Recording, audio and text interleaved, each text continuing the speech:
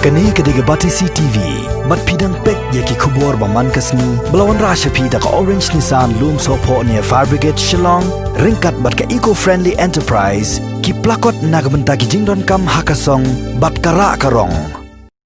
Ka Southern Border Youth Welfare Organization elaka Rembai bat Lagadong, East Jante Hills District, hapo ka jingyalam jong samla Namprangmi El Talang, General Secretary kaseng, rengkat kitkot ko musamla SBM bat usamla W30, kilalik bani kendo yau Executive Engineer, Meghalaya Power Distribution Corporation Limited, Cleariat Distribution Division, halor kanongrim bandawa bujli yaki post light, kibadon hagshnong natbor, kibalabam sarang bat bu hagjingma yaki nongshong shnong, kamtam hakani kapor liur kabajuru slap bat kal air. Nalor kata kaseng kala dawaru ban bujili ya wayu post light hagashnong lengsha ubala jan dekut artat. Kani ka association kala airu da kajing tho haga sauterik banai jelio arajar arpo bandawa bujili mardor ya kitegi post electric kanang man light na kajing ja basmusi hapo kashnong kathao bat kathanhi. Nakaliang jong u executive engineer jong ka MEPDCL ulakular hakmat ka association bani kren bat ki bor bahalor kanang banyo bujili kamkloy ya kitegi post electric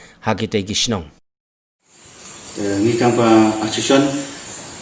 hagani ka sautere jong ni upna jiliu ni le ikendu ya o istu engineer jong gani ka tar supporting DP gani ka Cleariat Distribution Division halor ka nodin kan dewa marmot deni ban bujri boror ya ki ni ki post lanar deni ki post light ki ba dan thakachnong natbor ba ka umisha namar ki ni ki post light ki la bam saranglor de negalian jami kampa action ni le kindu ya sehat mune de I leken bat hadin jiken bat I ila kular ban chikiam hoda dan taban buji ni ban phan spek ki hadin ki sisi asli ban de negalian jangka action jami ni dewaru ma jami sehat ra in phan spek habaro kini ki sinong kamtam segini kan gandong dengan taban buji yaitu ki post light ki ba la bam sarang namar hakum kene kapor liur kan bu ya gajima ya ki nang songsnong namar ka jinjur jangkal air bar flap dan yang